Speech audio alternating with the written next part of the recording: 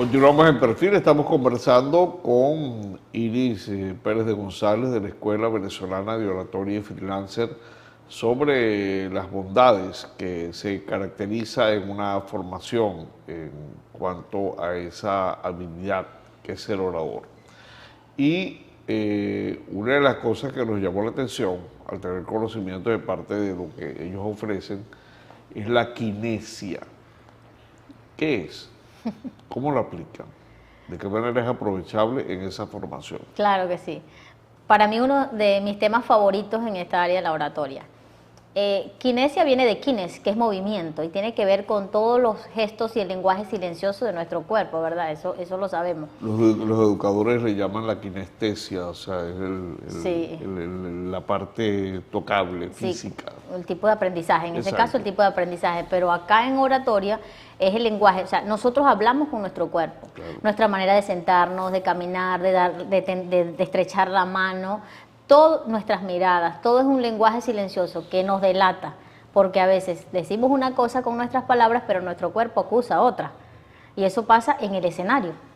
Hay movimientos y posturas que hay que evitar y otras que definitivamente hay que hacer. Por ejemplo, el señalamiento con los dedos mientras hablamos no es adecuado. Por darles un ejemplo, la postura de jarra tampoco se debe hacer. Levantar demasiado el mentón y mantener los brazos de pronto cruzados es una postura inadecuada, o mantener los brazos hacia atrás y el mentón levantado es una postura muy propia del alto mando militar. No es adecuado para un orador, aunque el público no lo sepa, le transmite un mensaje que no es favorable para su discurso.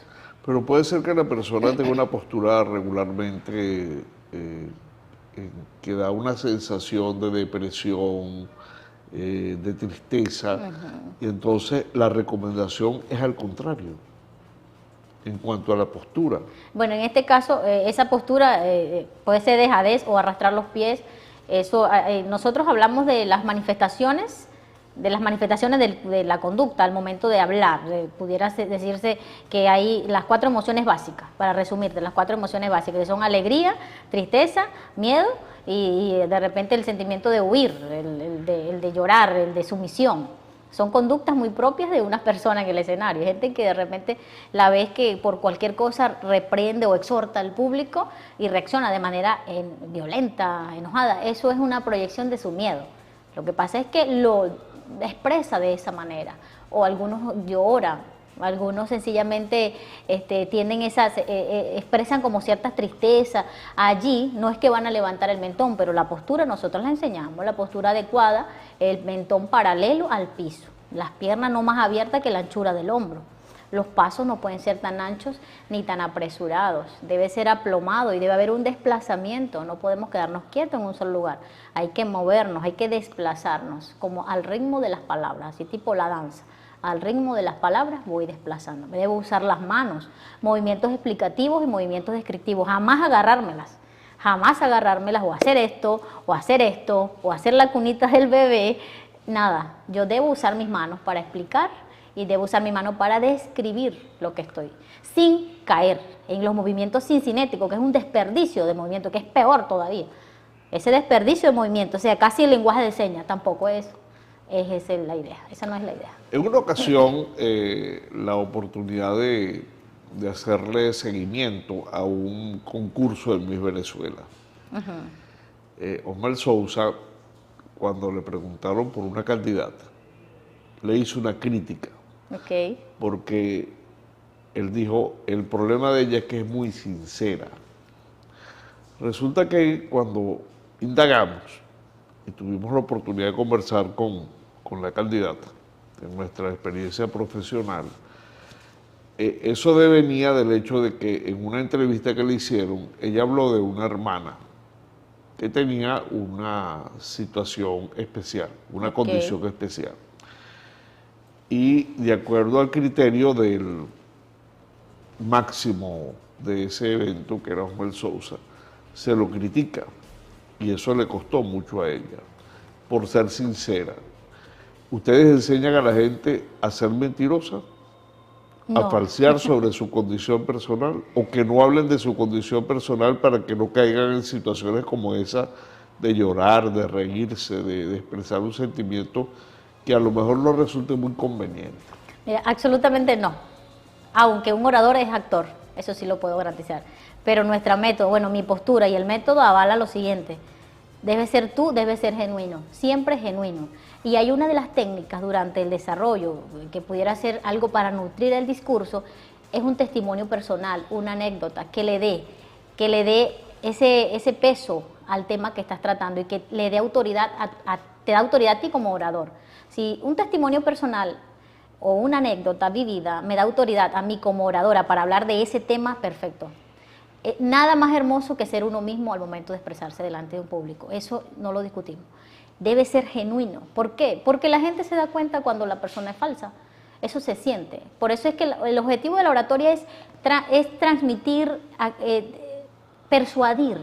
El objetivo de la oratoria es transformar conductas, es persuadir, pero también es convencer y conmover al público. Y para eso, sinceramente, debemos ser honestos. ¿Hay una estructura mínima general que se deba utilizar para la oratoria? Sí, sí la hay. En nuestro método, voy a hablar del método Yael Jiménez, que es el que nosotros respaldamos, nos respalda a nosotros, mejor dicho, con el cual nos preparamos y con el cual enseñamos. Mira, en el método nosotros hablamos de 9 pasos. ¿Sí? Debemos iniciar siempre la estructura de el discurso debe ser un inicio, un desarrollo y un cierre. Siempre, no importa la presentación, debe tener esa estructura. El inicio todo discurso debe iniciar con un saludo. Y no debe ser un saludo de expresión masiva. Un buenos días, buenas tardes, buenas noches. Después de ese saludo aplicamos una técnica, enseñamos 30 técnicas de introducción. Puedes aplicar una de ellas.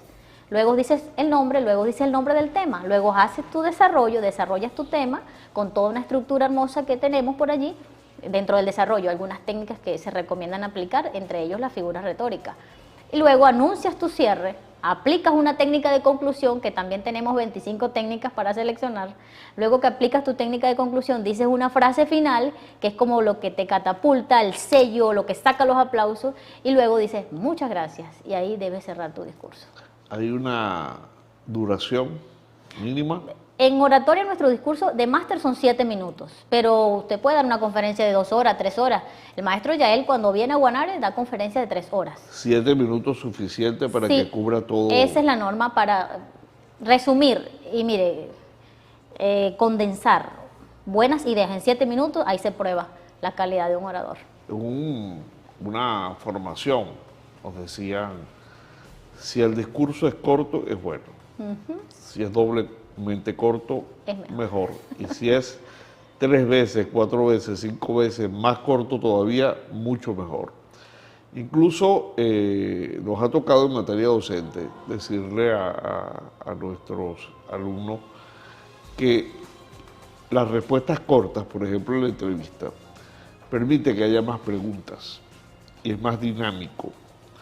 En materia comunicacional en este momento hay un problema con relación a los tiempos, por el manejo de las técnicas de información y comunicación, el manejo de las redes sociales.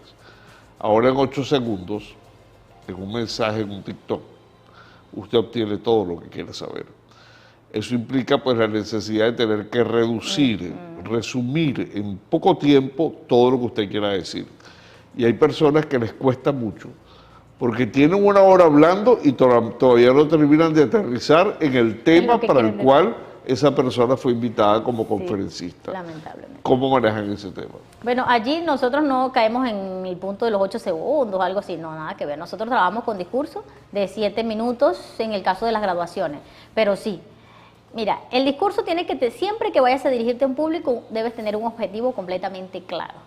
¿Qué te evita el hecho de dar vueltas y no concretar la idea? Preparar tu tema, preparar tus objetivos, ir al grano y no perder el hilo conductor de lo que quieres desarrollar. O sea, tiene que saberse de memoria el discurso. ¿Cómo? ¿Tiene que saberse de memoria el discurso? No, nosotros no apoyamos lo que es el caletre. Obviamente hay que trabajar y ejercitar la memoria, pero la idea es comprender y aprender el discurso, comprenderlo. De hecho, recomendamos decir un mismo discurso de 3 o 4 maneras diferentes. ¿Por qué? Porque eso te va a ayudar a que si olvidaste una palabra allí, sigues con soltura, sin ningún inconveniente. Pero caletrear, fatal. Incluso hay experiencias de que en la medida que esa conferencia se va ofreciendo progresivamente, ellas derivan una experiencia para el orador que le permite captar cuáles son aquellos aspectos que más pegan, que más llaman la atención. Incluso hay auditorium que evalúan, o sea, toman en cuenta la opinión del público para que le hagan críticas al orador a los fines de que él pueda mejorar esa conferencia en eventos posteriores. Bueno, en el caso de nosotros, antes de que un graduando vaya a su escena final, a su discurso final, tenemos algo que se llama laboratorio. Invitamos a otros docentes de oratoria, de la escuela, del método, y ellos van a ver la presentación de nuestros estudiantes. Ellos hacen su presentación, revisan el tiempo y le hacen todas las observaciones.